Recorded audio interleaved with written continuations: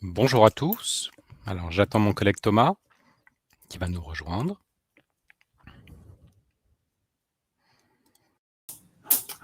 Bonjour. Bonjour. Bien. Bonjour à tous. On est ravis avec Thomas de vous accueillir pour ce webinaire commun avec Legal Pilote en ma personne et Thomas qui représente monjuridique.infogreffe. L'idée de ce webinaire aujourd'hui, alors on va essayer de faire court, hein, dans une trentaine de minutes tous ensemble, et puis on consacrera probablement une dizaine de minutes pour répondre à vos questions si vous en avez. L'idée, c'est de faire un petit tour du savoir-faire métier de Legal Pilote sur la partie automatisation, avec un focus naturellement sur la partie approbation des comptes, toutes les assemblées générales. Et Thomas interviendra sur sa partie. Thomas, d'ailleurs, je te laisse la présenter. Oui, merci beaucoup Guillaume. Moi c'est Thomas Nicolet de Mon Juridique Infogreffe. La partie, bon, ce sera assez rapide finalement. Je vais parler des registres dématérialisés, de la gestion des titres en dématérialisé également. Donc je vous présenterai rapidement aussi la société Mon Juridique Infogreffe. Je te relaisse la main, Guillaume. Oui, avec plaisir. Donc, alors, Legal Pilote en un mot quand même, avant tout petit peu de rentrer dans la présentation en tant que telle et dans le produit. Legal Pilote, nous sommes une Legal Tech, on existe depuis bientôt 7 ans. Le savoir-faire métier de Legal Pilote est principalement axé sur ce qu'on appelle l'automatisation documentaire, c'est-à-dire qu'on est capable de vous accompagner dans l'automatisation de toutes vos opérations juridiques, quelle que soit la matière. Donc, il n'y a pas de limite de matière ni de limite de complexité. Là, vous l'avez compris aujourd'hui, l'objectif, c'est de vous montrer quand même la partie approbation des comptes de manière un peu plus précise, mais notre savoir-faire est plus large que celui-ci. Et par ailleurs, on vous accompagne avec cet outil Legal Tech et Legal Pilote sur tout ce qu'on va appeler la gestion de vos opérations, voilà, avec du suivi, des échéances, des tâches, voilà, ce genre de choses. Je vais du coup vous présenter un tout petit peu ce qu'on avait prévu pour aujourd'hui. Je vais vous partager mon écran. Hop.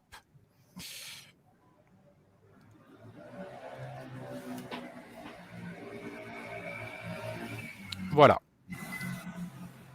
Donc l'objectif de cette présentation du jour, de ce petit webinaire produit d'une trentaine de minutes, c'est pourquoi et comment automatiser et dématérialiser en intégralité ces AGOA quand on est avocat, bien sûr, expert comptable ou juriste d'entreprise.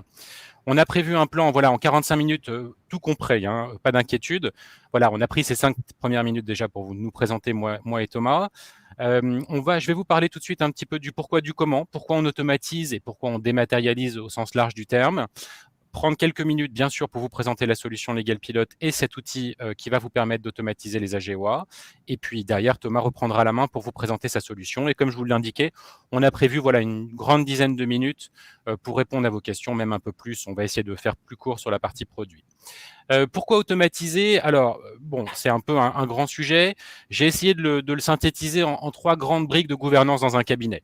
La première grande brique de l'intérêt et les bénéfices attendus d'une automatisation réussie, c'est bien sûr l'objectif de productivité. C'est un peu la tarte à la crème hein, de l'automatisation et on va en reparler. Donc, c'est sur la partie business, donc le chiffre d'affaires du cabinet. Le deuxième élément intéressant de la gouvernance, ça va être tout ce qui va être la QVT, la qualité de vie sur le lieu de travail et donc avec un enjeu RSE, vous l'imaginez. Et in fine, le dernier point, ça va être un peu les notions de compliance, de conformité, avec la notion d'harmonisation et de sécurisation. Et en réalité, ces bénéfices autour de l'automatisation, on va les retrouver dans différents éléments. Vous voyez ici les idéogrammes que j'ai prévus pour cette présentation. Je vais les reprendre très rapidement. L'idée, c'est pas de faire un cours magistral là-dessus, mais c'est simplement de vous redonner des éléments de compréhension qui vous soient utiles. L'harmonisation, c'est faire en sorte qu'en réalité, que tout le monde utilise le même type de template en interne au cabinet pour pouvoir produire l'opération juridique attendue par le client. C'est tout de suite lié, bien sûr, à la notion de sécurisation, puisque si on a un template unique pour une opération dédiée, en l'occurrence aujourd'hui les AGOA, vous vous doutez que spontanément, mécaniquement, le rendu documentaire de cette documentation va être parfaitement fidèle à ce que vous souhaitez. Le gain de temps, ça je l'ai évoqué avec vous à l'instant, bien sûr qu'en automatisant les AGOA ou pas d'ailleurs, on gagne du temps et un temps extrêmement précieux qu'on va pouvoir réemployer. Et ce réemploi du temps, en réalité, il est intéressant, il va se faire à 2 niveaux. Bien sûr, pour vous, si vous êtes expert comptable, avocat ou juriste, ce temps, cette forte valeur ajoutée dans votre temps, vous allez pouvoir la réemployer à d'autres activités à plus forte valeur ajoutée pour le cabinet ou pour l'entreprise, premièrement. Et vous allez également pouvoir répondre à un enjeu de délivrabilité. Aujourd'hui, quand un client interne ou un client externe d'ailleurs, parce qu'on peut s'adresser aussi, on a une réflexion PME ETI là-dessus, c'est-à-dire que le client interne qui vous fait une demande d'opération en interne, ou votre client externe au cabinet qui vous sollicite sur effectivement, par exemple, les approbations des comptes, cet enjeu de délivrabilité est évidemment un enjeu extrêmement important. On a besoin d'aller vite aujourd'hui quand la demande du client a été faite pour lui revenir et lui présenter une opération qui soit parfaitement conforme à son besoin.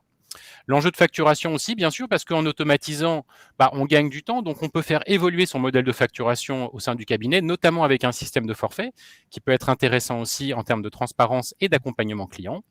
De la montée en compétences, bien sûr, aussi, parce que des ressources moins expertes au cabinet vont pouvoir traiter des opérations plus complexes qu'habituellement elles ne traiteraient pas. Et donc, cet outil d'automatisation va permettre de la montée en compétences de ressources moins expertes en interne.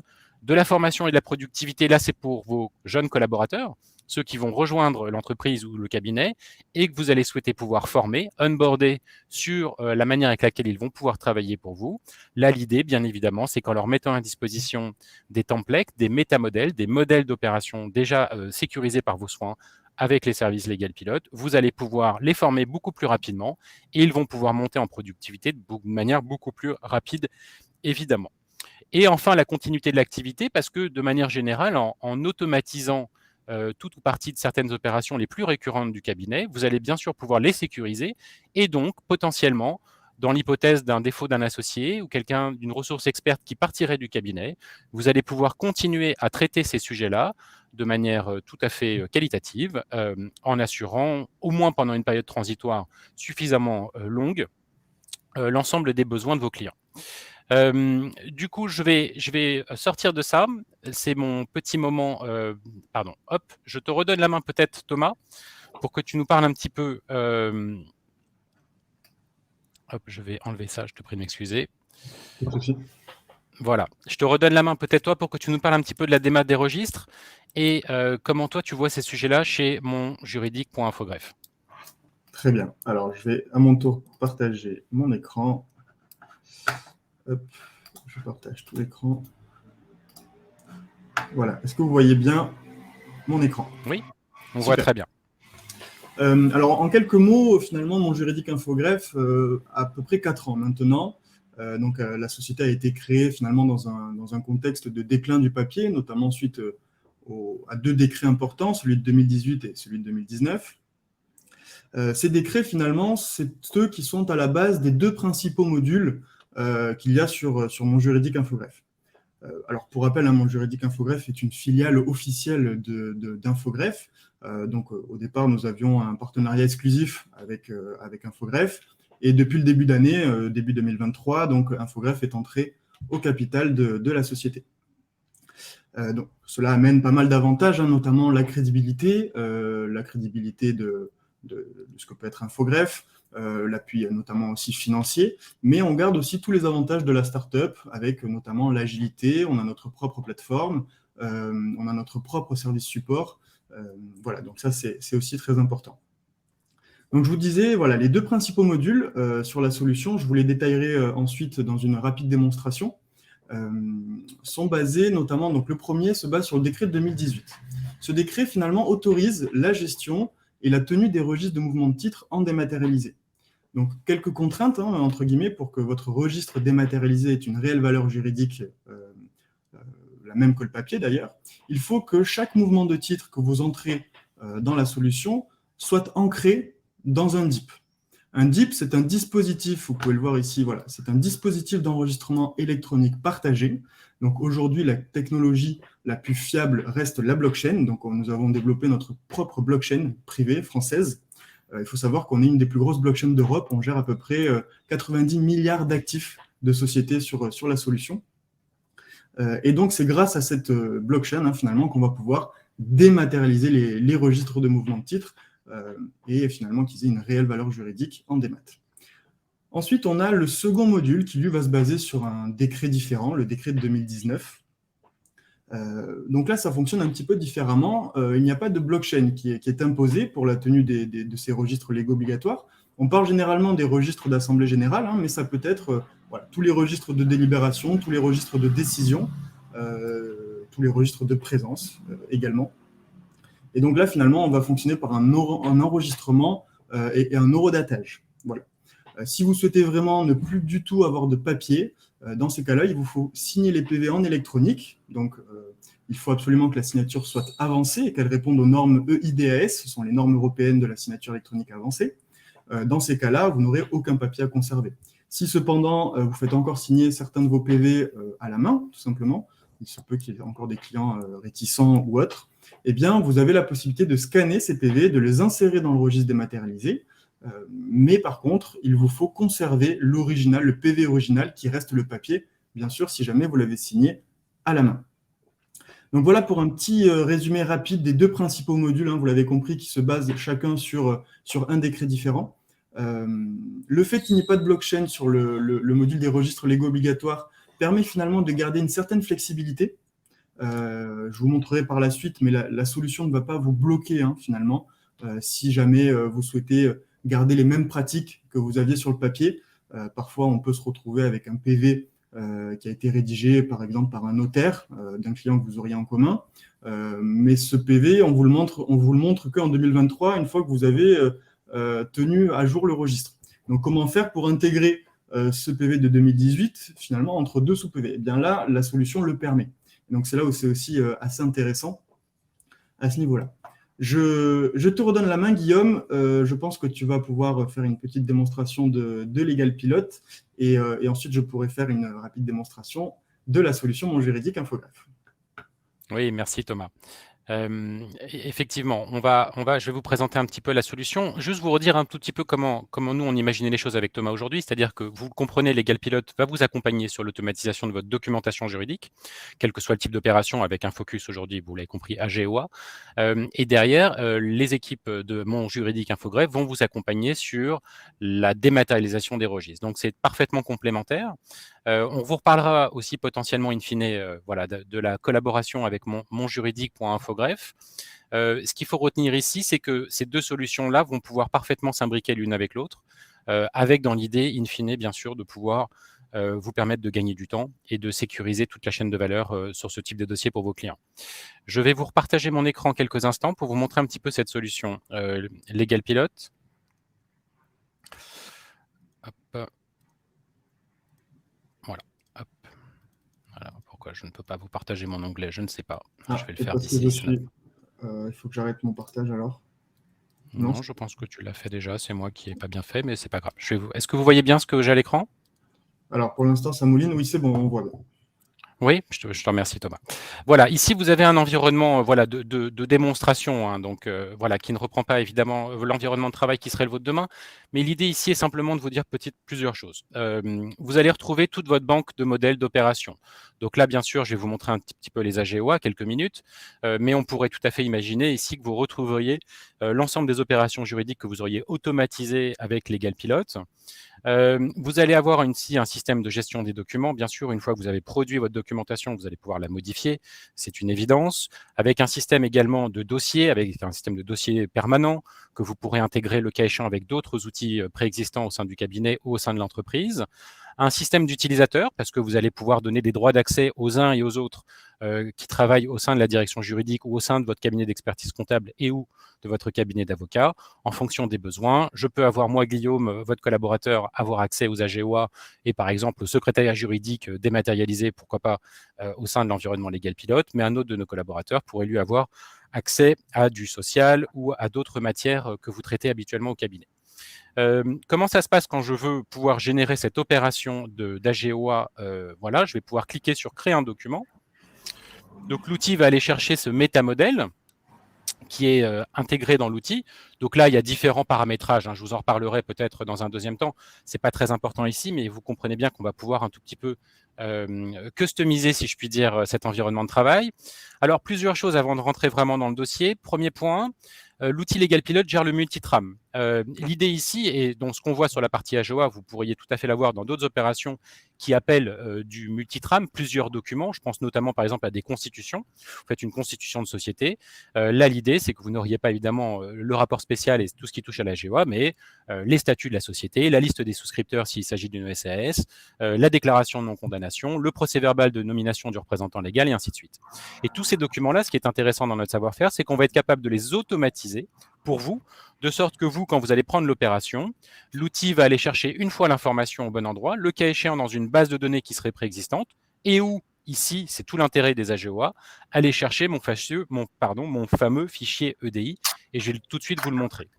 Inutile aussi, enfin, c'est pas inutile, donc je vous le précise, on peut aussi aller chercher un document en particulier, et non pas tous, parce qu'après tout, vous avez peut-être potentiellement besoin que d'un seul document pour compléter ou pas une opération déjà existante. Voilà, mais si on veut faire la GOA au sens large du terme, vous voyez qu'on a les matrices de documents. Je vais chercher, par exemple, admettons, mon fichier EDI ici. Donc, j'ai un fichier EDI que je peux aller chercher là. Hop. Voilà, donc j'ai mon fichier qui est préexistant, il va le charger automatiquement, et automatiquement, vous voyez que toutes les informations sont renseignées en fonction des différents champs qui doivent apparaître dans votre procès-verbal. Et donc, on a le procès-verbal qui est automatiquement rempli, le rapport spécial, alors lui, pour le coup, il est rempli avec les informations RCS de la société, mais il reste les éléments habituels que vous devrez renseigner de manière plus spécifique.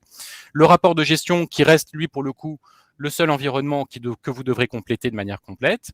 Et ce qui est intéressant, c'est que si je déroule mon procès-verbal d'AGOA, vous allez pouvoir, sur la partie droite, à chaque fois, récupérer les informations qui ont été automatiquement renseignées par le fichier EDI. Voilà. Et vous allez pouvoir redescendre comme ça chaque événement pour bien vous assurer que, alors, les informations sont bonnes, mais normalement elles le sont, on ne peut pas se tromper, c'est l'outil qui le fait automatiquement avec le fichier EDI.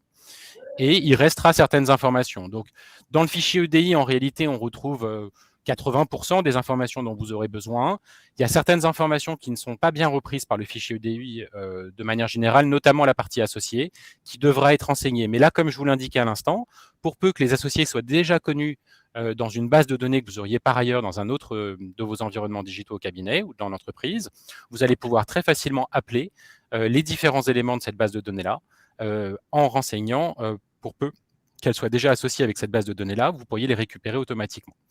Donc, c'est finalement le seul travail qui va vous rester sur cette AGOA-là, c'est les associés, bien vous assurer que l'affectation des résultats est conforme à ce que vous avez décidé en interne, avec différentes options qui vous sont proposées, bien sûr, ici. Et en réalité, une fois que vous avez fait ça, c'est fini. Vous allez pouvoir finaliser cette opération-là, la lancer pour la relecture. Donc là aussi, c'est un point qui est intéressant. Admettons qu'une ressource qualifiée en interne, mais pour laquelle vous souhaitez avoir une relecture ou une notification, vous allez tout de suite pouvoir la réclamer, in fine, dès que l'opération a été préparée. Le fichier va se retrouver en relecture ici. Vous allez pouvoir valider ou refuser ce qui a été ou modifié d'ailleurs, valider, refuser ou modifier. Et in fine, ça peut partir ici en terminé. Il y a une signature électronique qui est intégrée, vous n'êtes pas évidemment obligé de l'utiliser. Et l'idée, naturellement, vous le comprenez dans cette manière de faire là, c'est qu'une fois que vous avez fait, je reviens avec vous, une fois que vous avez fait effectivement ce travail de préparation de la documentation juridique, vous allez pouvoir prendre ces documents PDF, les faire signer auprès de vos clients et les transmettre dans l'application de Thomas pour que vous puissiez réaliser toute la partie approbation des comptes et notamment dématérialisation des registres. Et du coup, Thomas, voilà, je te repasse la main pour que tu montres un petit peu l'outil. Merci pour cette belle transition. Donc, vous l'avez compris, hein, vous rédigez votre PV, vous automatisez votre PV via Legal Pilot, et ensuite, vous pouvez tout simplement le stocker sur Mon Juridique. Donc, je vais vous partager une fois de plus mon écran pour vous montrer comment fonctionne la solution Mon Juridique Infogreffe. Je vais essayer d'être assez rapide. Je vais directement rentrer dans le compte, donc c'est une connexion assez simple, hein. Je rentre dans une des filiales, par exemple la SAS La Bonne Table, et ici, je vais pouvoir, dans le coffre-fort, alimenter finalement le registre des assemblées générales.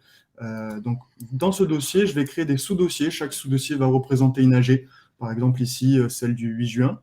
Eh bien, c'est dans ce sous-dossier que je vais pouvoir alimenter grâce au PV que je viens de rédiger. Donc, c'est très simple, hein, vous cliquez sur « Importer » et vous pouvez faire un drag and drop. Donc là, le PV que j'ai rédigé via Legal Pilot, je peux tout simplement le faire glisser ici, ou alors je peux aller le chercher via mon ordinateur directement. À partir du moment où le PV a été inséré dans un sous-dossier, vous pouvez soit l'insérer déjà signé, si par exemple vous le faites signer via Legal Pilote ou via un prestataire de signature électronique que vous avez à part. Vous pouvez donc insérer le PV qui est déjà signé, ou alors vous pouvez insérer un PV qui n'est pas encore signé. Et là, de la même manière que Legal Pilote, nous avons intégré un prestataire de signature électronique. Donc vous pouvez cliquer sur signer, vous sélectionnez les associés qui doivent signer le document, vous terminez. Le document part aux associés, tous les associés signent. Une fois qu'ils ont tous signé, le document revient au bon endroit du coffre-fort, dans le bon sous-dossier. À partir du moment où vous avez alimenté votre coffre-fort, donc vous avez alimenté finalement votre registre d'AG, eh bien votre registre est à jour. Il est sous format brouillon parce que vous ne l'avez pas encore exporté, vous n'avez pas encore généré, mais il est à jour. Et donc ça, c'est vraiment primordial. Le but ici, c'est d'alimenter au fil de l'eau votre registre d'assemblée générale et finalement de ne le générer qu'en cas de besoin, en cas de contrôle, en cas de session ou autre. Donc, si je souhaite générer mon registre, c'est très simple. Je vais dans l'onglet « Registres ». Sur la colonne de droite, je retrouve les registres légaux obligatoires. Donc là, je clique sur « Continuer ». Si je clique sur « Continuer », on va me demander de sélectionner le dossier du coffre-fort pour lequel je souhaite générer le registre. D'accord ? Pourquoi on me demande ça ? Tout simplement parce que c'est exactement le même process pour générer, par exemple, le registre du conseil d'administration. Là, je vais rester sur le registre des AG. Je vérifie que tout est OK. Donc, là, c'est l'agencement que j'aurais fait dans mon propre coffre-fort. Et je clique sur « Exporter mon registre », tout simplement. J'ai un rappel du décret de 2019, comme quoi il y a un eurodatage au niveau du registre. Je confirme. Et donc là, de manière quasi instantanée, ça peut prendre plus ou moins de temps en fonction de la taille, bien sûr, des documents dans mon registre. Je me retrouve ici avec un registre dématérialisé qui a la même valeur juridique que le papier. Donc j'ai le tampon ici d'infogreffe.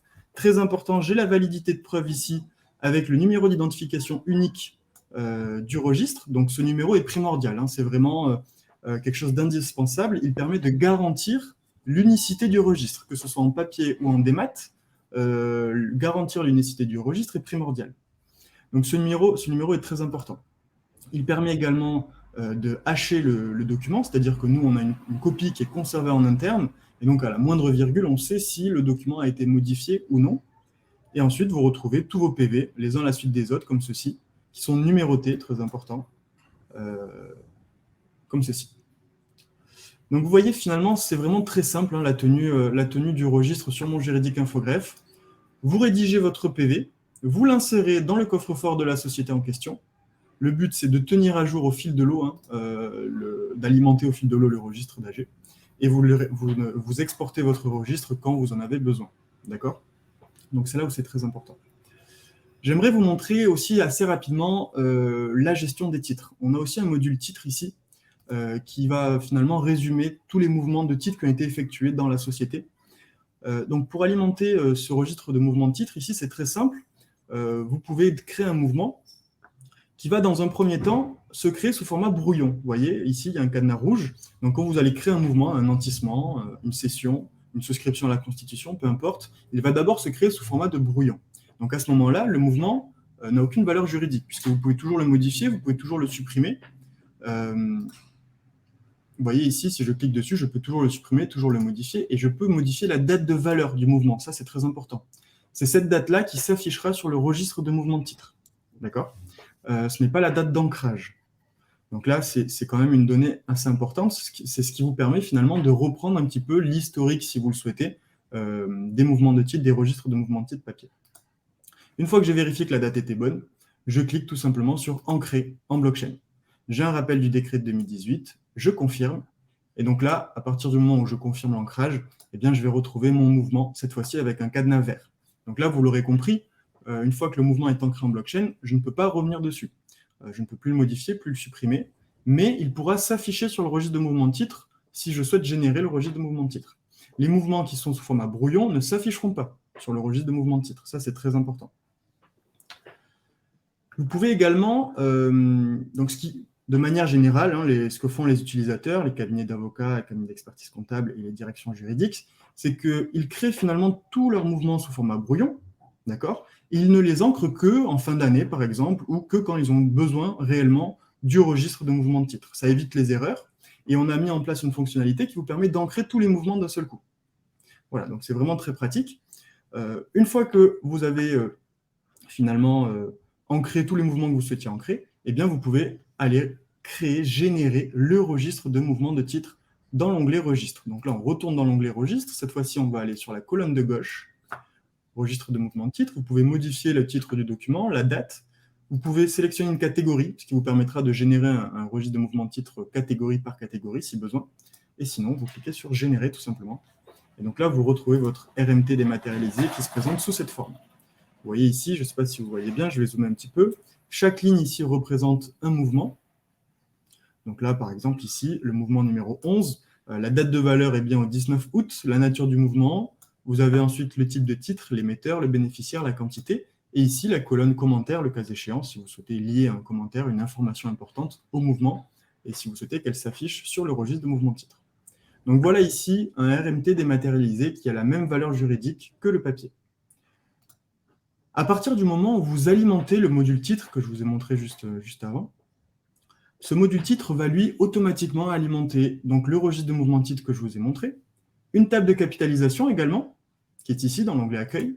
Donc là, cette table de capitalisation est très intéressante puisqu'elle résume tout l'actionnariat de la société à un instant T. Donc vous avez tous les associés ici, le nombre de titres qu'ils détiennent, l'équivalent en pourcentage à ce niveau-là. Et donc, tout ça est donné au 29 juin, hein, c'est la date du jour, bien sûr. Et vous pouvez, si vous le souhaitez, revenir en arrière. C'est-à-dire, si par exemple, vous reprenez l'historique du registre de mouvement de titre, eh bien, je peux revenir à 2017, par exemple, mettre à jour la table de capitalisation à 2017, et donc vous auriez l'actionnariat qui était en vigueur à cette date-là. Donc, ça permet finalement de rechercher l'historique quasi instantanément. Donc ça, c'est la première chose qui est alimentée. C'est la deuxième chose, pardon. On a dit le registre de mouvement de titre, la table de capitalisation, mais aussi tous les comptes d'actionnaires. Alors parfois, ça peut être nécessaire hein, d'avoir les comptes d'actionnaires à jour. Et également les ordres de mouvement et les CERFA. Je pense que ça doit parler à nombre d'entre vous. Les ordres de mouvement, vous pouvez les pré-rédiger en fait, directement via l'onglet outils, ordre de mouvement et CERFA. Donc ce sera exactement le même process pour le formulaire 2759. Donc là, si je souhaite rédiger l'ordre de mouvement pour le mouvement numéro 37, par exemple, je clique dessus et automatiquement, vous voyez, tout va être pré-rempli. Les informations de la société, les informations du mouvement en question, celles du titulaire du bénéficiaire. Donc là, le titulaire n'a pas été bien renseigné, donc là, je peux toujours compléter directement sur le document. Une fois que tout est OK, je peux soit le télécharger sur mon ordinateur pour l'envoyer par le biais que vous souhaitez au titulaire et au bénéficiaire pour signature, ou alors, une fois de plus, vous pouvez passer par le prestataire de signature électronique que nous avons intégré. Les adresses mail sont prises en compte et vous cliquez sur « Envoyer » tout simplement. Donc voilà pour ces deux principaux modules de la solution. Vous voyez, finalement, c'est assez simple. Hein. Il suffit d'alimenter, l'objectif ici, c'est d'alimenter au fil de l'eau les différents modules, le coffre-fort pour les registres d'AG, le module titre pour les registres de mouvement de titre, et puis automatiquement, tout est à jour. Il vous suffit de cliquer sur un bouton ensuite pour générer vos registres de manière dématérialisée. J'ai fait à peu près le tour de la solution. Je ne sais pas si, Guillaume, tu veux rajouter quelque chose, et je pense qu'on laissera place ensuite. J'ai essayé de faire un petit peu court pour ne pas prendre trop de temps. Non, mais c'est parfait, Thomas. Tu vois, il est midi. On a encore une dizaine de minutes pour répondre aux questions. Et il y en a pas mal de petites questions, donc je te laisse revenir avec moi ici. Voilà, je ferme ta fenêtre. On va lire les questions à haute voix pour pouvoir... D'ailleurs, dans l'ensemble, c'est des questions qui te concernent. D'accord. On va remonter un tout petit peu. Alors, je vais essayer de les lire. Voilà, peut-être à Fred. Fred Guénassia. Est-ce que votre solution peut convenir à une association de loi 1901 et 20 000 adhérents? Alors, on parle du coup de mon juridique infogreffe ici, j'imagine. Oui, parce que si c'est les alliés pilote, naturellement, hein, vous pouvez automatiser pour autant de... On peut faire de la production en masse aussi, voilà, ça, c'est vrai que je ne vous l'ai pas dit. On peut, si vous avez effectivement un fichier, par exemple, typiquement un fichier d'adhérents de 20 000 adhérents de l'association, vous souhaitez réaliser effectivement toute la partie assemblée générale pour le compte de l'association annuellement, et vous souhaitez donc envoyer un PV pour chaque adhérent sociétaire de votre association, ça va être possible avec l'outil Legal Pilote, vous allez pouvoir automatiser, donc générer en masse toutes les assignations et toutes les convocations. D'accord. Bon, super. Je te laisse peut-être répondre à Sandrine en dessous. En est-on obligé de passer? Alors ça, j'ai répondu non, bien sûr. Sandrine, il s'agit de deux solutions distinctes, hein. On n'est pas liés commercialement. On est liés parce qu'on trouvait que ça faisait du sens avec Thomas de vous parler aujourd'hui ensemble, étant donné que nous, on est capable de vous accompagner sur l'automatisation de votre documentation juridique, la vôtre, pas la nôtre. On n'est pas un éditeur de contenu. Et là, en l'occurrence, aujourd'hui, c'était vous montrer un peu ce qu'on était capable de faire sur les AGOA et de la manière avec laquelle ça vient vraiment s'imbriquer de manière logique avec l'outil de monjuridique.infogreffe. Mais non, nous ne sommes pas liés. Est-ce qu'il s'agit d'une signature avancée pour mon juridique? Alors, je te laisse répondre et puis je répondrai pour ma partie. Oui, bien sûr, c'est une signature avancée qui répond aux normes EIDS. Donc, on utilise le prestataire Signaturite. Je crois que tu connais aussi, Guillaume. C'est le nôtre aussi. Voilà. Donc, on utilise le même prestataire qui était anciennement Universign, hein, me semble-t-il. Donc, voilà, c'est un prestataire franco-espagnol qui est vraiment, on est très, très content de son utilisation. Donc, forcément, hein, mon juridique infogreffe se porte garant de la validité de son prestataire, sans aucun problème. Oui, j'ai rien à rajouter. Thomas vous a bien fait la synthèse. Effectivement, nous, on est partenaire de Signature IT, Signature IT dans l'environnement Legal Pilot. Ce qui est intéressant, évidemment, c'est que c'est natif, de sorte qu'en réalité, quand vous avez produit votre documentation juridique, ou votre documentation tout court, d'ailleurs, il n'y a pas que du juridique, on en parle beaucoup, mais il peut y avoir d'autres cas d'usage de l'utilisation de l'automatisation, vous pouvez porter à la signature électronique immédiatement depuis l'outil cette opération. Alors, il y avait une question, je remonte un tout petit peu. Donc, Sandrine, on vous a répondu. Edwige également. Chantal Blanc, dans le cas d'un tiers déclarant, faut-il se connecter sur Infogreffe avec des identifiants spécifiques pour chaque client ou peut-on le faire sur l'espace cabinet? Thomas, ça s'adresse à toi. Alors là, on parle d'Infogreffe. Alors, pour ce qui est de mon juridique Infogreffe, c'est vraiment deux plateformes différentes, hein. Il faut bien faire la distinction. Pour ce qui est de mon juridique Infogreffe, vous aurez un accès administrateur et vous pourrez inviter autant de personnes que vous souhaitez, que ce soit au niveau des utilisateurs, de vos collaborateurs, ou que ce soit au niveau de vos clients eux-mêmes. Donc, vous pourrez inviter dans les sociétés de vos clients, ça peut être une personne externe, un avocat, un cabinet d'expertise comptable, un banquier, peu importe. Voilà, vous pouvez inviter autant de personnes que vous souhaitez. Et chaque invitation pourra créer ses propres identifiants. Mais c'est vous qui gardez la main sur les autorisations de ces invités. Sandrine te demande, l'impression sur page numérotée n'est donc plus obligatoire si on dépose sur monjuridique.infogreffe. Tout à fait. Le code et paraphe est finalement remplacé, notamment par le numéro d'identification que je vous ai montré pour tout ce qui est des registres d'Assemblée Générale. Donc, vous n'avez plus besoin de faire coter parapher vos registres. Et pour tout ce qui est des registres de mouvement de titre, eh bien, la blockchain entre en jeu. Et donc, c'est ça qui remplace également le code et paraphe du registre de mouvement de titre. Très bien. Benoît te demande, pour les dividendes, si tu as une solution dans mon juridique. Non, il n'y a pas de gestion de dividendes qui est possible. C'est vraiment ici, pour l'actionnariat, ça résume l'actionnariat à un instant T. Vous pouvez faire des simulations. Donc, si par exemple, vous souhaitez faire une augmentation de capital en 2030, hein, je dis n'importe quoi, vous pouvez créer des mouvements sous format brouillon et la table de capitalisation va prendre en compte les mouvements sous format brouillon. Et donc, vous pouvez finalement faire des simulations et projeter ce que serait potentiellement le registre de mouvement de titre en 2030 si jamais cette augmentation de capital interviendrait. Très bien. Renan me demande, est-ce que la solution Legal Pilot est adaptée pour les AG DSA? En réalité, Renan, oui, naturellement. Simplement, ce qu'il faut bien retenir, c'est que si vous avez vos matrices d'opération d'approbation des comptes DSA, nous sommes en capacité de les automatiser de manière sur mesure pour vous, de sorte que quand vous allez effectivement utiliser ces matrices de modèles dans Legal Pilot, ça sera votre documentation et donc naturellement, ça c'est tout à fait adapté à l'automatisation aussi. Sandrine, de nouveau, si on fait une erreur sur le PV et que l'on doit le modifier, comment cela se passe si c'est déjà enregistré dans le coffre-fort? Alors, au niveau du coffre-fort et du registre d'AG, ce qui va se passer, c'est que vous allez pouvoir le mettre à jour, donc alimenter avec de nouveaux PV, voire remplacer finalement ou insérer un PV entre deux. Au moment où vous allez mettre à jour ce registre, vous allez générer un nouveau registre. C'est comme si vous alliez en papeterie finalement, que vous achetiez un nouveau registre papier, que vous recommenciez tout à zéro avec le PV que vous aviez potentiellement oublié. D'accord? Donc, deux mêmes registres ne peuvent pas, deux registres différents, pardon, ne peuvent pas avoir le même numéro d'identification. Et c'est là où c'est très important. Et donc, finalement, voilà, vous gardez une certaine flexibilité qui est assez intéressante, la même que vous aviez avec le papier, finalement. Merci. Géraldine, votre solution est-elle compatible avec l'outil de gestion de direction juridique en entreprise, Legisway? Alors, naturellement, alors je parle pour ma partie, mais je te laisse répondre sur la tienne, mais oui, la réponse est oui aussi, on peut l'anticiper. Oui, oui, bien sûr, encore une fois, nous, sur un environnement de type qui serait déployé, vous auriez effectivement du CLM Legisway pour vous accompagner au sein de la DJ. On peut, nous, intervenir uniquement sur la partie automatisation et donc en vous aidant à structurer toute la Contratech, en réalité, de votre direction juridique avec des trames d'automatisées maison. C'est tout l'intérêt de ce qu'on propose aussi. J'ai répondu à Yves. Pour le replay, pas d'inquiétude, hein, vous l'aurez immédiatement après.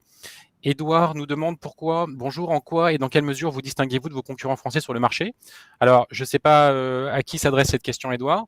Je vais répondre pour ma partie et puis je te laisse répondre peut-être Thomas aussi. Sur la partie automatisation documentaire, sauf erreur de ma part, vu notre savoir-faire sur la manière avec laquelle on accompagne nos clients, parce que vous le comprenez, nous, on gère bien sûr, on peut vous aider sur des opérations relativement simples, hein, une constitution de société, du secrétaire juridique de manière générale, c'est effectivement partie des grands sujets de l'automatisation. Mais en réalité, notre expertise, elle nous emmène à accompagner des clients sur du droit social, de l'IP, de l'IT, du corporate au sens large du terme, donc des opérations plus complexes simplement qu'une constitution de société. Je pense notamment à des SPA, à divers types de conventions. On peut aussi réfléchir dans certains types de fusion simplifiées, on peut aussi faire des choses, des TUP, bien évidemment. Voilà, de manière générale, il n'y a pas vraiment de limite à ce qu'on est capable de faire. Et l'outil a été structuré de telle sorte de notre côté qu'on est capable aussi de gérer voilà, des opérations complexes à plusieurs documents. En allant chercher une information unique à un moment, peut-être préexistant dans une base de données, pour l'injecter automatiquement dans ces métamodèles. Donc, à ma connaissance, sur la partie automatisation, on n'a pas vraiment de concurrent sur le savoir-faire.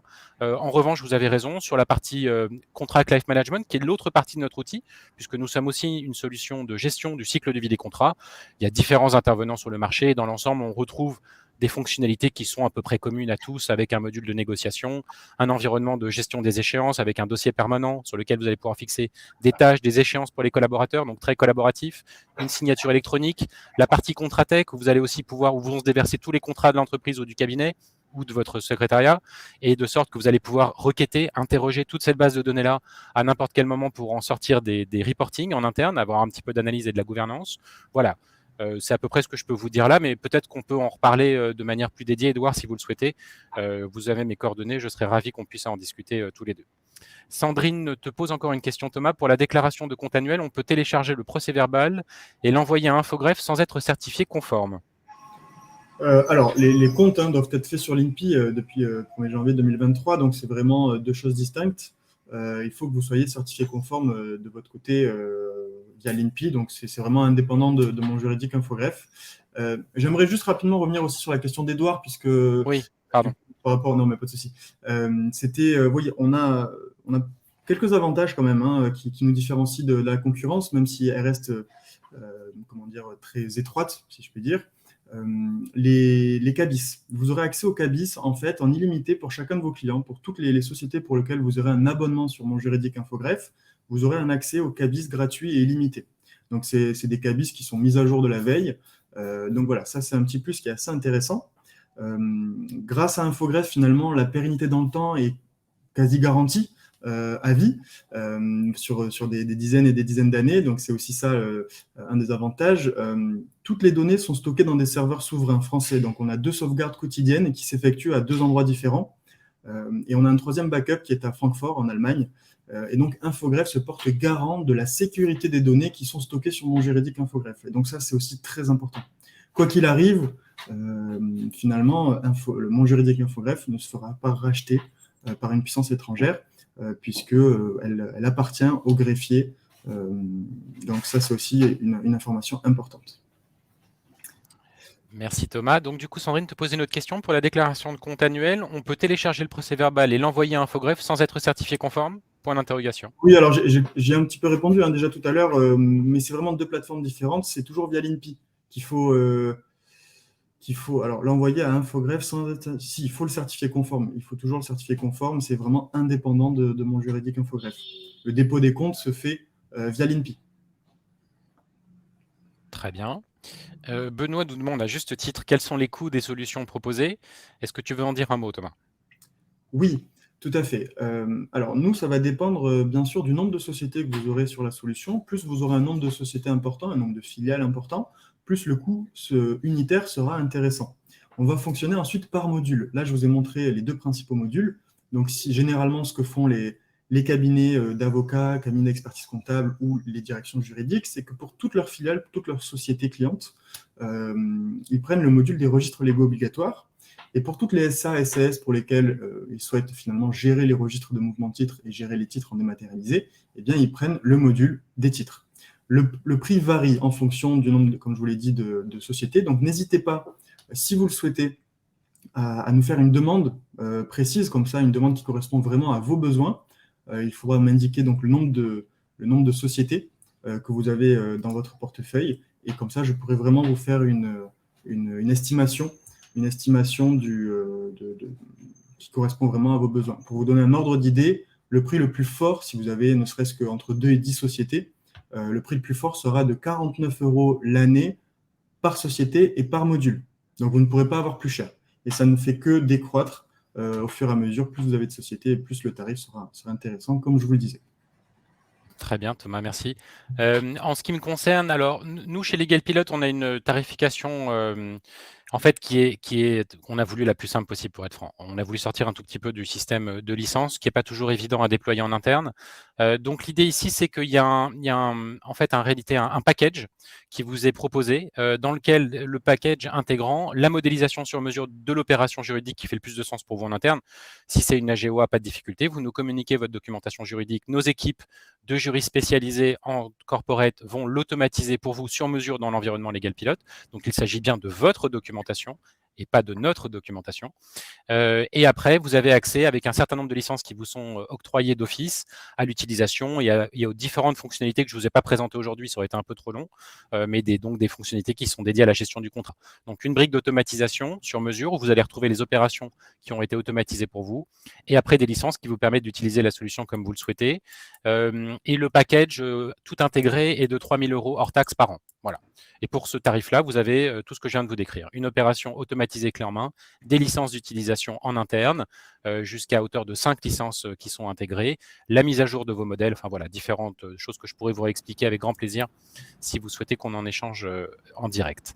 Voilà, moi aussi, je vais vous laisser mon message pour que ça soit facile pour mon email, pardon, pour que ça soit facile pour tous de le récupérer sans se reconnecter. Voilà, Guillaume, @legalpilot. Écoute, je crois, Thomas, qu'il n'y a plus de questions. Je propose qu'on remercie tous les gens qui se sont connectés avec nous aujourd'hui.